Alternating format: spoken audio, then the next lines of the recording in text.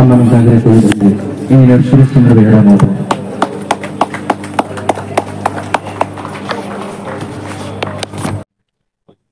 जगन्नाथ स्वामी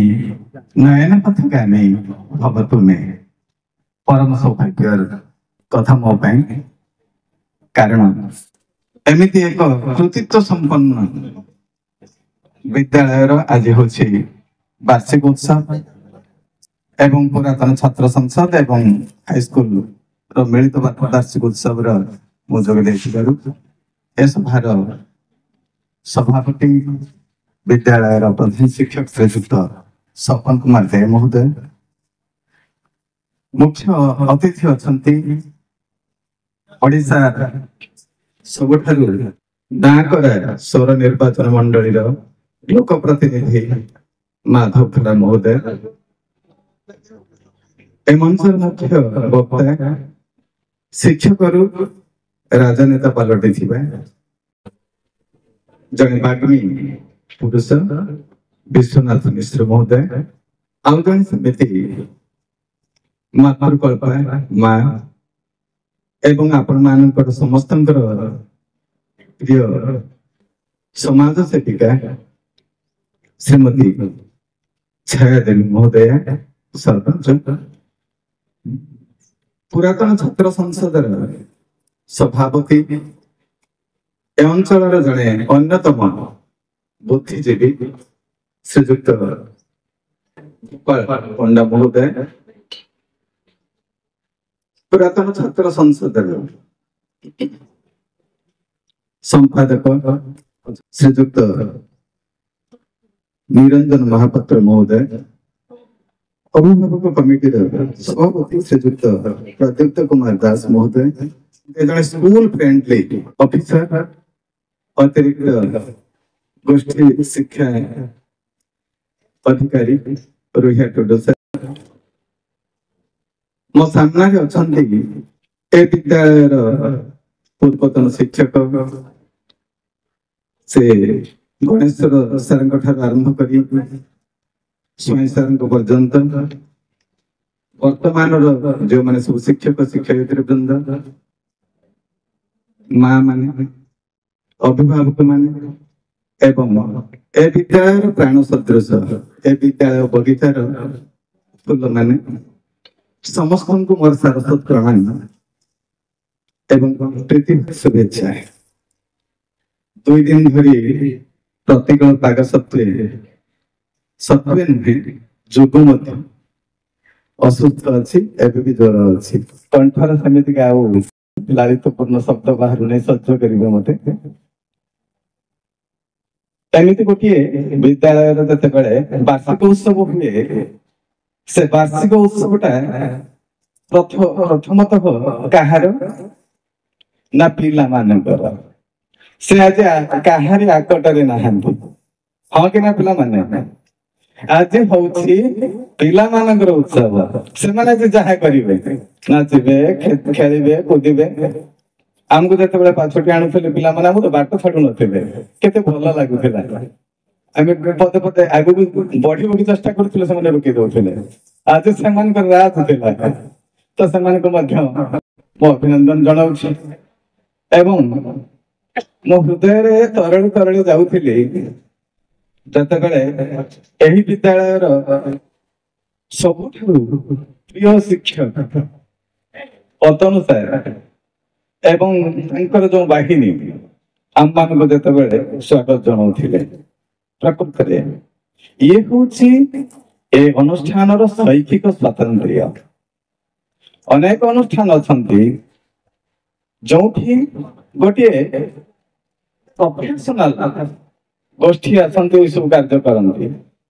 किंतु विष्णुपुर हाईस्कूल जहाँ मुख्य अतिथि उल्लेख करगले ये स्वतंत्र अच्छे पिला माने सबु किसी कार्य तुले था गाइडेड बाय देयर टीचर्स मुझे कही रखे ये जो विष्णुपुर माटी ता प्रति गोटे मोर बड़ आकर्षण अच्छी व्यक्तिगत भाव में कारण विष्णुपुर हूँ मो बापा मामू घर तेणु बापा मामू घर ରେ ଯେତେବେଳେ ମୁଁ ଅଛି, ମୁଁ ଆପଣ ମାନଙ୍କ ସମସ୍ତଙ୍କର ଗେହ୍ଲା ନାତି, ତେଣୁ ଆଉ ଟିକେ ଅଧିକ ସ୍ନେହ ଏବଂ ଶ୍ରଦ୍ଧା ସମସ୍ତଙ୍କ ଠାରୁ ପାଇବାଟା ସେଟା ମୋର ନ୍ୟାଯ୍ୟ ଦାବି, ଆପଣ ଦେବେ ମତେ। ପ୍ରଥମେ ଯେତେବେଳେ ଆମେ ବାଙ୍କୁଥିଲୁ ଝାରଦା ପାଖରେ ଏ ଗାଁକୁ, ସେ ରାସ୍ତାକୁ ଦେଖିଲା ପରେ ମୋର ମନେ ପଡି ଯାଉଥିଲା ବିଦ୍ୟାଳୟରେ ସେତେବେଳେ ଗଣେଶ ସାର୍ ଯେତେବେଳେ ପାଠ ପଢଉଥିଲେ ପିଲାମାନଙ୍କୁ ଗ୍ରାମ ପଥ କବିତା, ଘୁରେ ତାଳ ବଣ ଆକାଶେ ଶୁଣାଏ ମାଟିର କବିତା କେସେ, ଏ ଗ୍ରାମର ପଥ କହିଁ ଦିଗନ୍ତେ ମିଶେ, କ୍ଷେତ ପରେ କ୍ଷେତ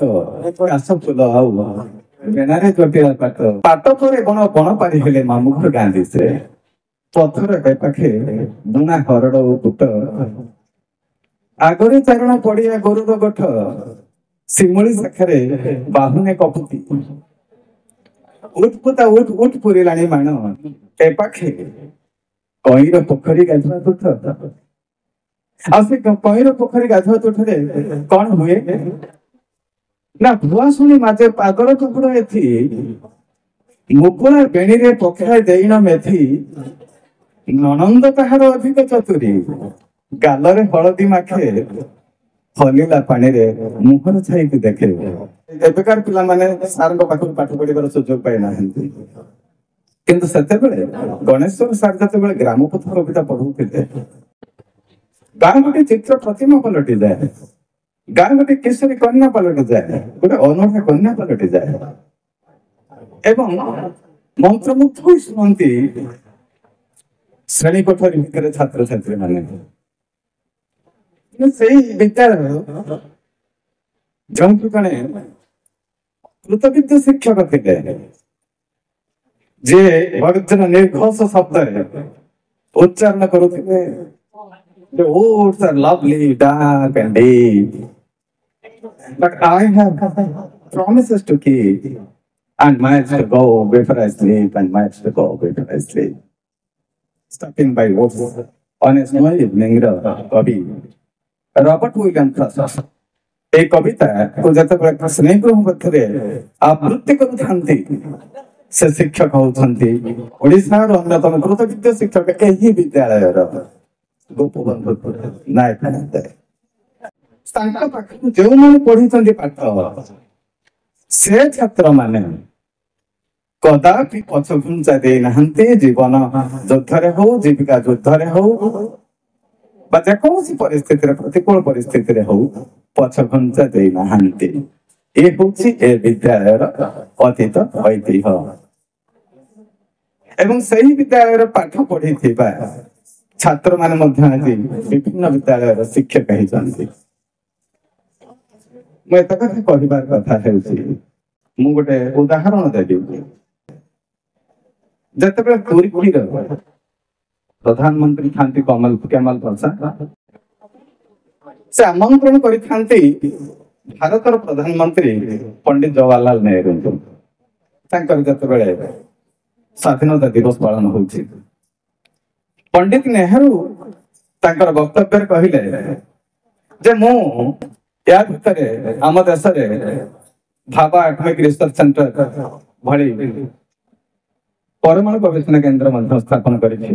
ଅନେକ ରାସ୍ତାଘାଟ କରିଲିଣି, ଶିଳ୍ପ ସାମ୍ରାଜ୍ୟ ପ୍ରତିଷ୍ଠା ପାଇଁ ମୁଁ ମଧ୍ୟ ନୀଳ ନକ୍ସା ପ୍ରସ୍ତୁତ କରିସାରିଛି, କୃଷିର ଉନ୍ନତି ଏବଂ କଳକାରଖାନା ଇତ୍ୟାଦି ଇତ୍ୟାଦି ପାଇଁ ଅନେକ କିଛି ପଦକ୍ଷେପ ନେଇଛି। ଭାରତବର୍ଷ ବର୍ତ୍ତମାନ ଏକ ଶକ୍ତିଶାଳୀ ରୂପ ପରିଗ୍ରହ କରିବାକୁ ଯାଉଛି। ତୁର୍କୀର ପ୍ରଧାନମନ୍ତ୍ରୀ କେମାଲ ପାଶା ଯେତେବେଳେ ଧନ୍ୟବାଦ ଅର୍ପଣ କରିବା ପର୍ବ ଆସିଲା, ସେତେବେଳେ ସେ କହିଲେ, ମୁଁ ଶୁଣୁଥିଲି ପଣ୍ଡିତ ନେହେରୁଙ୍କର କଥା, ଭାରତବର୍ଷରେ ଏହି ସବୁ ଯୋଜନା ମାନ ସେ କରିଛନ୍ତି। ରାସ୍ତାଘାଟ ହବ, ତାହା ତ ଇଞ୍ଜିନିୟର ମାନଙ୍କର କାମ, ଠିକାଦାର ମାନଙ୍କର କାମ। ଶିଳ୍ପ କାରଖାନା ଏସବୁ ପ୍ରତିଷ୍ଠିତ ହେବ, ଏ ହଉଛି ଉଦ୍ୟୋଗପତି ମାନଙ୍କର କାମ। ଆଟମିକ ରିଆକ୍ଟର ହଉ ବା ଅନ୍ୟାନ୍ୟ ଯାହା କିଛି କୃଷି ଗବେଷଣା କେନ୍ଦ୍ର ଇତ୍ୟାଦି ହଉ, ତାହା ହେଉଛି ଗବେଷକ ଏବଂ ବୈଜ୍ଞାନିକ ମାନଙ୍କର କାମ, ତାହା ହେଉଛି ପ୍ରଧାନମନ୍ତ୍ରୀଙ୍କର କାମ ନୁହଁ। ମୁଁ କିନ୍ତୁ ପ୍ରଧାନମନ୍ତ୍ରୀ ହିସାବରେ ତୁର୍କୀରେ ଯଦି ପଚରା ଯାଏ ମୁଁ କଣ କରିଛି, ମୁଁ ଏଇଆ କରିଛି। ଗୋଟେ ତୁର୍କୀ ତାର ଗୋଟେ ନ୍ୟାସନାଲିଟି ପ୍ରତିଷ୍ଠା କିପରି ହବ, ସବୁ ତୁର୍କୀ ନିଜକୁ ତୁର୍କ ବୋଲିକି କହି କେମିତି ଗର୍ବ ଅନୁଭବ କରିବେ, ସବୁ ପ୍ରାନ୍ତର, ସବୁ ଧର୍ମର, ସବୁ ସମ୍ପ୍ରଦାୟର ଲୋକମାନଙ୍କ ଭିତରେ କେମିତି ଗୋଟେ ଭାଇଚାରା ପ୍ରତିଷ୍ଠା ହେବ, ଗୋଟେ ଏକତ୍ଵ ପ୍ରତିପାଦିତ ହେବ, ସେଇ କାମ ମୁଁ କରୁଛି। ବନ୍ଧୁଗଣ, ଶିକ୍ଷକ ଯେତେବେଳେ ଗୋଟେ ବିଦ୍ୟାଳୟରେ ଥାଏ ତାର ଗୌଣ ଦୃଷ୍ଟି ଯିବ ଶିକ୍ଷା ଆୟତନ ଭିତରେ କଣ ଘଟିଲା ନ ଘଟିଲା, ସେ କୋଉଠି ଶ୍ରେଣୀ ଗୃହ ତିଆରି ହେଲା କି ନ ହେଲା। ସିଏ କିନ୍ତୁ ତାର ପ୍ରଥମ କାମ ହେଉଛି ରାଷ୍ଟ୍ର ଗଠନ କରିବା ପାଇଁ ତାର ଯୋଉ କୃତ ସଂକଳ୍ପ, ସେ ସଂକଳ୍ପକୁ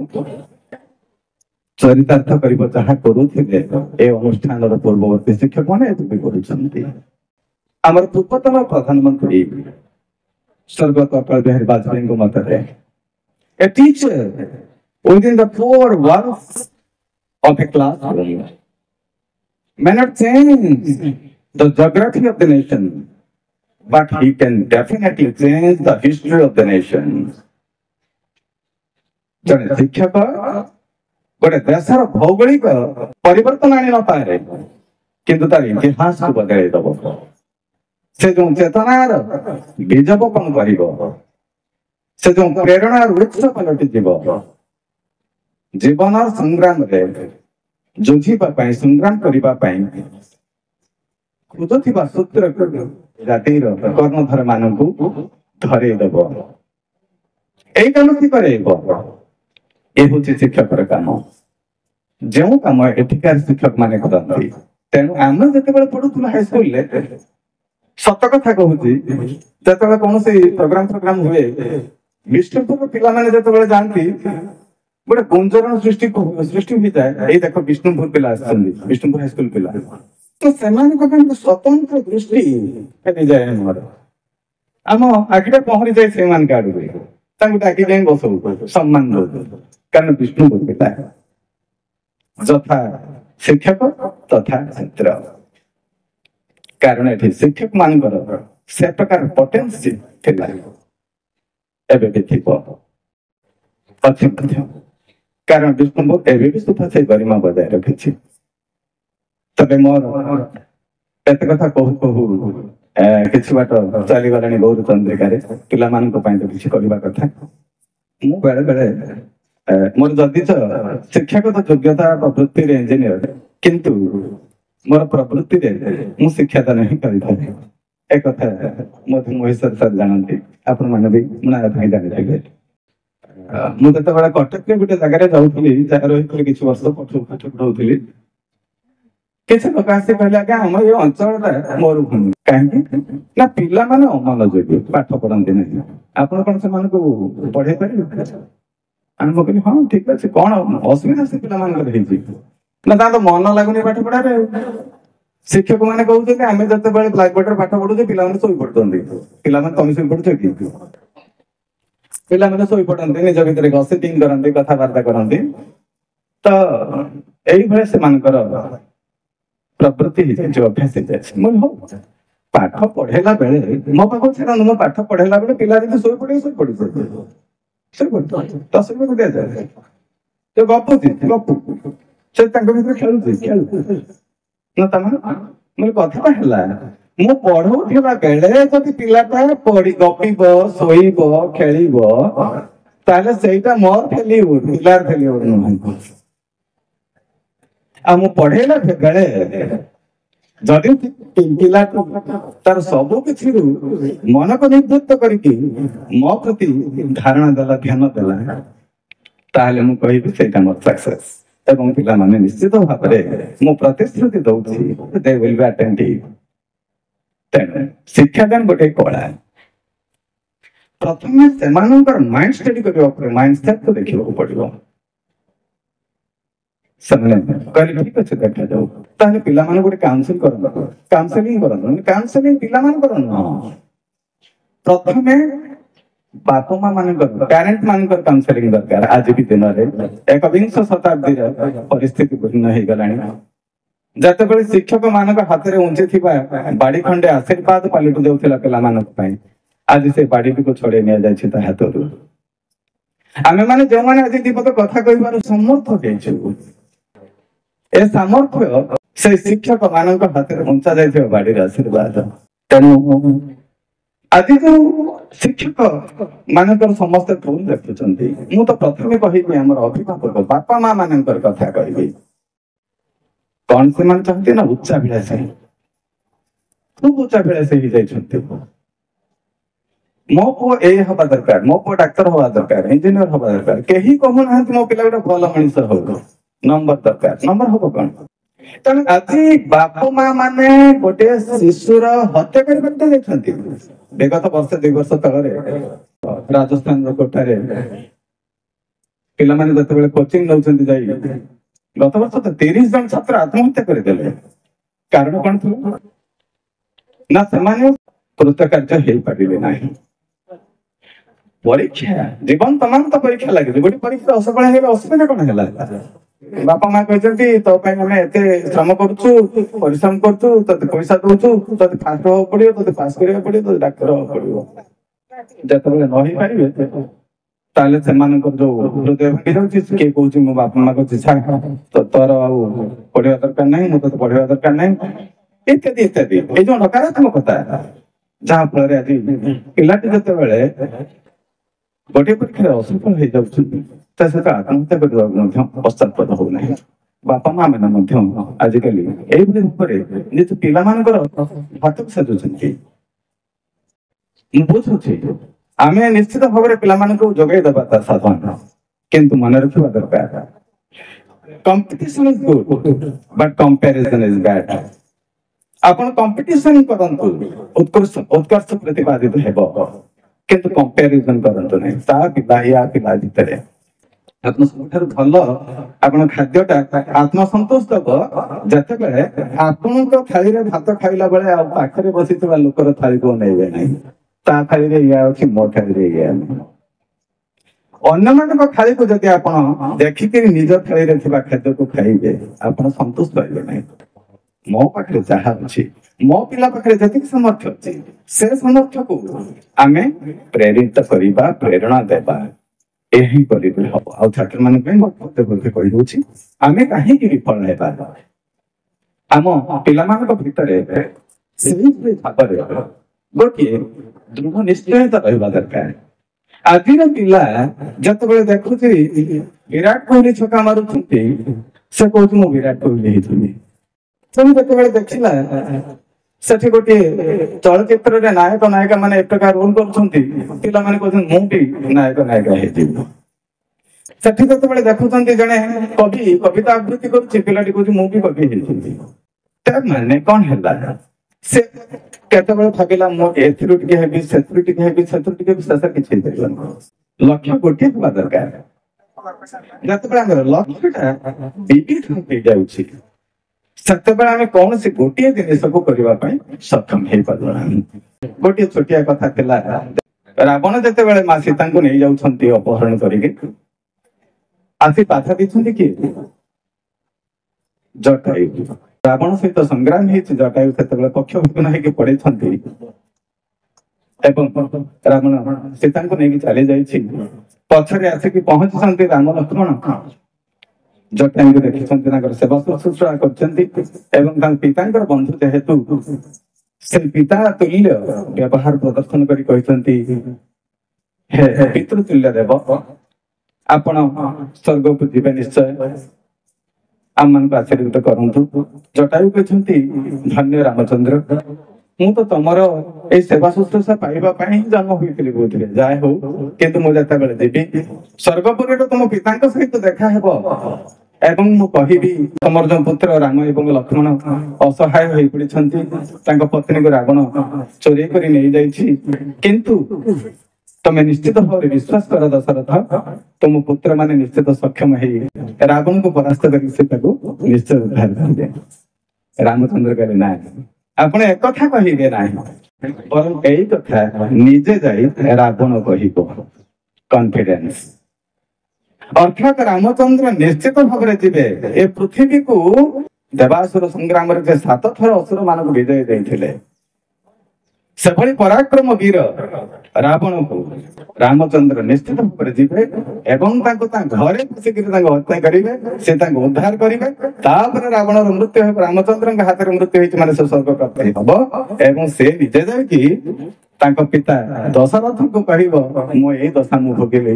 ଆପଣଙ୍କ ପୁତ୍ର ମୋର ଏଇ ଦଶା କରିଲା। এই কনফিডেন্স ରଖନ୍ତୁ, ନିଶ୍ଚିତ ଭାବରେ ସଫଳତା ଆପଣଙ୍କର ପାଦ ଚୁମ୍ବନ କରିବ। ଆଉ ଅଧିକ କିଛି କହୁନି। ଜୟ ଜଗନ୍ନାଥ।